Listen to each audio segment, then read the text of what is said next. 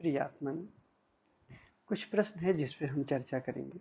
आज इसमें पहला प्रश्न है, प्रेम और मोह में क्या अंतर है। जीसस ने कहा है कि प्रेम ही परमात्मा है और हम लोग सदा अपने इष्ट से प्रेम करते हैं, किंतु हमें परमात्मा का अनुभव नहीं होता है। बहुत से ऐसे ऋषि मुनि भी हैं जो मंदिरों में पूजा पाठ करते हैं और दिन रात परमात्मा की पूजा करते रहते हैं, फिर इन्हें क्यों परमात्मा नहीं मिलता। अच्छा प्रश्न है आपका। दरअसल जो हमारा प्रेम है, जिसे आप प्रेम समझते हो, वो प्रेम नहीं होता है।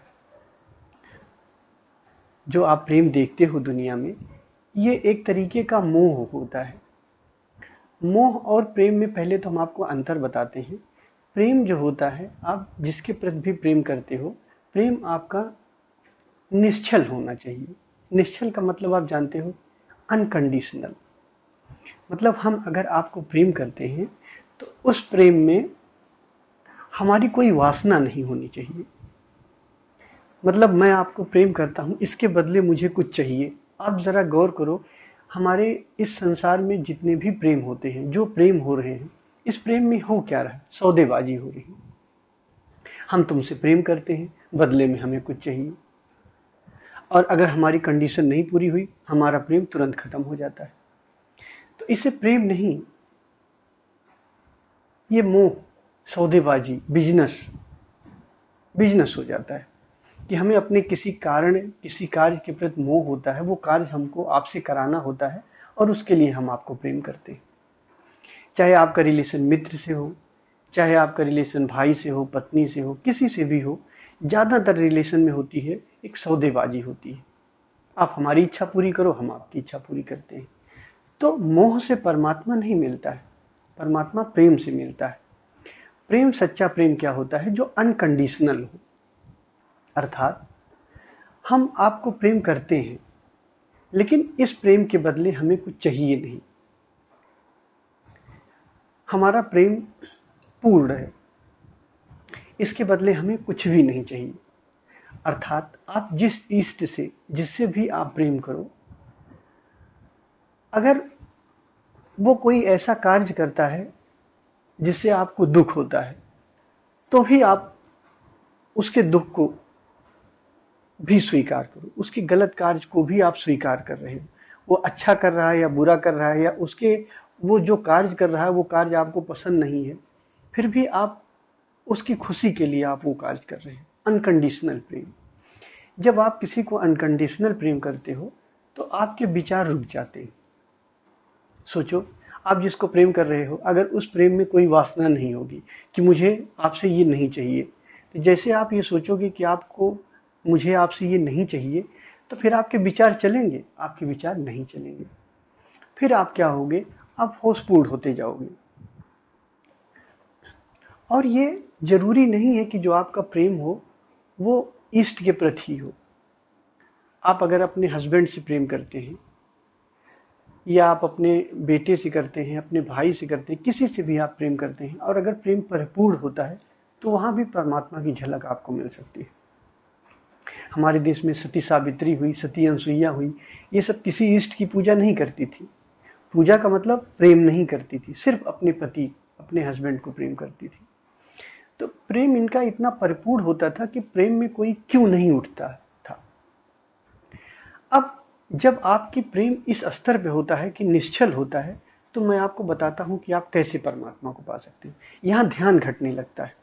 जैसे भक्त क्या करता है? भक्त कहता है कि मैं कुछ नहीं हूं। प्रेमी क्या कहता है? कहता है कि मैं कुछ नहीं हूं, जो कुछ भी है मेरा इष्ट है, मेरा स्वामी है, मेरा पति है, मेरा परमात्मा है। जिसको भी वो मानती है, पति को मानती है कि परमात्मा को मानती है, जिसको भी मानती है वो, अगर उसको कहती है कि ये मेरा सब कुछ वही है, और बहुत गहरे से ये भाव होता है उसके भीतर, तो होता क्या है कि वो खुद मिटने लगती है। खुद मिटने का मतलब, कैसे खुद मिटेगी? अब भक्त है, भक्त क्या कहता है कि परमात्मा ही मेरे लिए सब कुछ है। जैसे हम यहाँ मीरा का उदाहरण लें, मीरा क्या कहेगी? मीरा कहेंगी कृष्ण ही मेरे लिए सब कुछ है। अब वो अपने परमात्मा को, अपने ईष्ट को बचाती जाएगी और खुद को मिटाती जाएगी। तो एक दिन ऐसा आएगा कि उसका इष्ट ही बचेगा, खुद मिट जाएगी। लेकिन अगर खुद मिट जाएगी तो आप सोचो इष्ट बचेगा? नहीं बचेगा। क्यों? क्योंकि इष्ट जो है वो भक्त के कारण था। परमात्मा जो था वो भक्त के कारण था, यानी भगवान है, भक्त है। तो अब भक्त क्या कर रहा? भक्त कर रहा है कि भगवान ही सब कुछ है, खुद मैं कुछ भी नहीं हूं। तो भगवान को बचा लिया और खुद को मिटा दिया। जब खुद को मिटा देता है तो भगवान भी मिट जाता है। भगवान को यहाँ दृश्य मान लो और खुद को दृष्टा मान लो। तो जब दृश्य गया तो दृष्टा भी गया, तो यहाँ ध्यान घट जाता है। अब न भगवान रहा न भक्त रहा। फिर जो घट अवस्था बचती है, जो अवस्था घटती है, वो परमात्मा की अवस्था होती है। तो इस तरीके से आप प्रेम से भी परमात्मा को पा सकते हो। प्रेम पहली सीढ़ी है और परमात्मा आखिरी सीढ़ी होता है। अगर आप उस रास्ते से चलते हो तो भी आप पा सकते हो। दूसरा प्रश्न है, कर्म, भक्ति और ज्ञान मार्ग में क्या अंतर है? हम कैसे पहचाने कि हमारा मार्ग क्या है? पहली बात, कर्म, भक्ति और ज्ञान, ये 3 टाइप के व्यक्ति होते हैं। एक व्यक्ति ऐसा होता है जो रजस टाइप का होता है और वो कर्म ही करता रहता है। अर्थात जैसे बहुत ज्यादा दान पुण्य का काम करेगा, बहुत ज्यादा मंदिर बनवाएगा, बहुत लोगों को भोजन कराएगा, और वो कुछ न कुछ करता ही रहता है, ऐसे कार्य करता रहता है जो पुण्य का कार्य। तो एक व्यक्ति के अंदर कर्म की प्रधानता होती है। इस व्यक्ति के अंदर अगर ध्यान शामिल हो जाए, जैसे अपने कर्म कर रहा है और कर्मों को देखता रहे, कर्मों को देखने लग जाए, कर्म में अगर ध्यान शामिल हो जाए, तो ये व्यक्ति कर्म से मुक्त हो सकता है, कर्म मार्गी हो जाएगा। और एक व्यक्ति ऐसा है जिसके भीतर बहुत ज्यादा ज्ञान की बातें करना अच्छा लगता हो, उसको किताबें पढ़ता हो और ज्ञान वाली बातें उसको बहुत पसंद हो, और इस ज्ञान में अगर वो अपने ध्यान को डाल देता है, वो ज्ञान की बातें कर रहा है और इस ज्ञान में स्वयं की मौजूदगी बना लेता है, अर्थात इस ज्ञान को देखने लग जाता है, तो वो ज्ञान मार्गी हो जाएगा। और तीसरा, भक्त। अगर भक्त क्या कर रहा है, अपने किसी इष्ट की पूजा कर रहा है, किसी इष्ट को बहुत ज्यादा पसंद कर रहा है, किसी इष्ट की लगातार पूजा कर रहा है, तो इस भक्ति को, उसके भीतर अगर भक्ति है और इस भक्ति को वो देखने लग जाए, इसका दृष्टा बन जाए, तो भक्ति तो चलती रहेगी और इस भक्ति को देखते देखते वो स्वयं में आ जाएगा। तो ये 3 मार्गी हुए, भक्ति मार्गी, ज्ञान मार्गी, कर्म मार्गी। लेकिन अगर इसमें ध्यान को शामिल नहीं किया गया, आप ध्यान इसमें शामिल नहीं किए, तो क्या होगा? ये सब बेकार हो जाएगा। एक व्यक्ति लाखों पुण्य का काम करता रहे, सब कुछ अच्छा कार्य करता रहे, लेकिन अगर आप सोचते हो कि इससे वो मुक्त हो जाएगा, स्वयं को जान लेगा, असंभव। एक व्यक्ति ज्ञान की बातें ही करता रहे, लगातार शास्त्र पढ़ता रहे, किताबें पढ़ता रहे, खूब ज्ञान की बातें सुनता रहे, आप सोचते हो वो मुक्त हो जाएगा? कभी नहीं, अगर उसमें ध्यान शामिल न किया।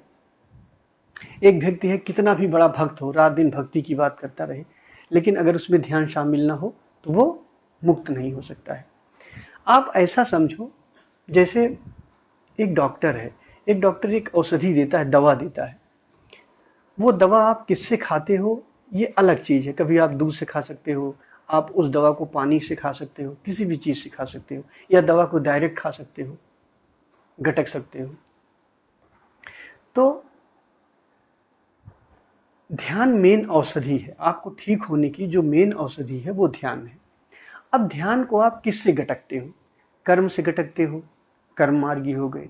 ध्यान को आप भक्ति से गटकते हो, भक्ति मार्गी हो गए। ध्यान आप ज्ञान से गटकते हो, आप ज्ञान मार्गी हो गए। अगर आपका ज्ञान बहुत है लेकिन आप उसमें ध्यान शामिल नहीं किए हो, तो आप खाली एक पंडित बन के रह जाओगे, एक रट्टू तोता पंडित, कोई मतलब नहीं उसका। तो बहुत आपकी बहुत सौभाग्य की बात है कि आपको ध्यान का रास्ता बताया जा रहा है और ध्यान आप सीधा आपको गटकाया जा रहा है। ध्यान को गटकते गटकते आपको कभी भक्ति आ जाएगी, कभी ज्ञान आ जाएगा, कभी कर्म आ जाएगा। ये कभी कभी अपने भीतर ये चीज पैदा हो जाएगी, तो आप इसका आनंद ले सकते हो। लेकिन मैं आपको कोई ऑप्शन नहीं देना चाहता। अब आप ये कह सकते हो कि मेरे भीतर अगर भक्ति ही नहीं है तो मैं कैसे उसको देखूं, मेरे भीतर ज्ञान नहीं है तो उसको कैसे देखूं, या मेरे अंदर कर्म की भी प्रधानता नहीं, मैं आलसी टाइप का व्यक्ति हूँ, मेरे अंदर आलस ज़्यादा है, तो मैं कैसे उसको देखूँ। तो ऐसे लोगों जिनके अंदर ये है ही नहीं, अब भक्ति नहीं है तो भक्ति कहाँ से आएगी। लेकिन ध्यान ऐसा है कि कुछ भी नहीं है तब भी आप गटक सकते हो डायरेक्ट। हर स्थिति में आपको ध्यान शामिल ही करना पड़ेगा।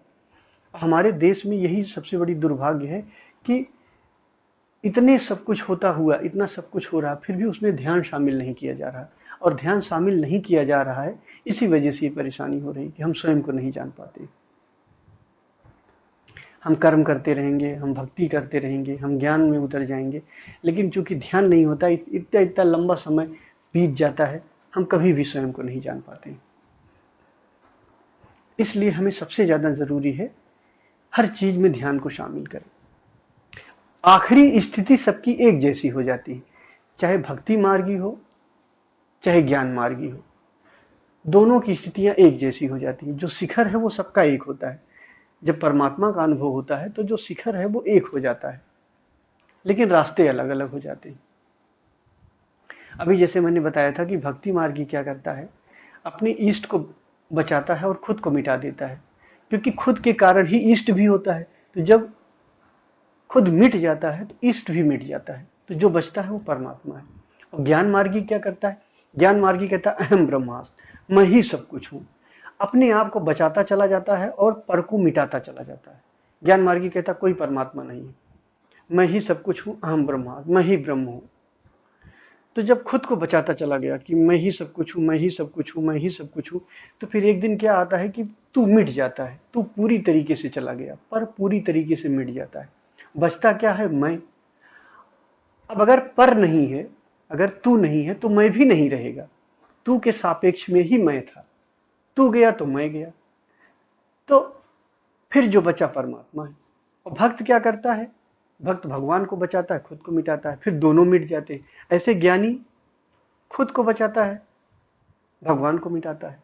भक्त क्या करता है, भगवान को बचाता है, खुद को मिटाता है। फिर एक दिन ऐसा आता है दोनों के दोनों ही मिट जाते हैं। तो जब दोनों मिट जाते हैं तो जो अवस्था आती है वो परमात्मा अवस्था होती है। तो सारे मार्ग अंत में मिलते हैं, लेकिन आपको ये ध्यान रखना चाहिए कि हर मार्ग में आपको ध्यान को जरूर शामिल करना चाहिए। अब आप ये पूछ रहे हैं कैसे पहचाने कि हमारा मार्ग क्या है। कुछ मत पहचानिए, आप ध्यान करना शुरू कर दीजिए। जब आप ध्यान करने लगेंगे तो धीरे धीरे आपके भीतर जो आप जिस मार्ग के होंगे वही प्रगाढ़ होता चला जाएगा।